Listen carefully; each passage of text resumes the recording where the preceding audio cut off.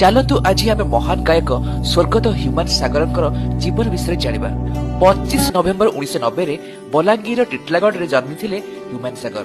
ତାଙ୍କ ବାପା ଏବଂ ଜେଜେବାପା ଉଭୟ ଥିଲେ ସଙ୍ଗୀତଜ୍ଞ, ତେଣୁ ତାଙ୍କର ପିଲାଦିନୁ ହିଁ ସଙ୍ଗୀତ ପ୍ରତି ଆକୃଷ୍ଟ ହେବା ସ୍ୱାଭାବିକ। 2012ରେ ତରଙ୍ଗ ମ୍ୟୁଜିକର ଭଏସ୍ ଅଫ୍ ଓଡ଼ିଶା ସିଜନ 2ର ୱିନର ହୋଇ ଓଡ଼ିଶାର ଘରେ ଘରେ ପରିଚିତ ହୋଇଥିଲେ ହ୍ୟୁମାନ ସାଗର। ତାପରେ ଅନେକ ଓଡ଼ିଆ ଆଲବମରେ ଗୀତ ଗାଇଲା ପରେ 2015ରେ ଓଲିଉଡ ଫିଲ୍ମ ଇସ୍କ ତୁ ହି ତୁରେ ପ୍ଲେବ୍ୟାକ୍ ଡେବ୍ୟୁ କରିଥିଲେ ଏବଂ ଓଡ଼ିଶାବାସୀଙ୍କ ହୃଦୟ ଜିତି ଯାଇଥିଲେ। ପରବର୍ତ୍ତୀ 10 ବର୍ଷରେ 150ରୁ ଅଧିକ ଫିଲ୍ମ ସଙ୍ଗ ଏବଂ 200ରୁ ଅଧିକ ଆଲବମ ଟ୍ରାକ୍ ଗାଇ ଓଡ଼ିଶା ସଙ୍ଗୀତ ଜଗତରେ ନିଜର ଏକ ସ୍ୱତନ୍ତ୍ର ପରିଚୟ ସୃଷ୍ଟି କରିଥିଲେ।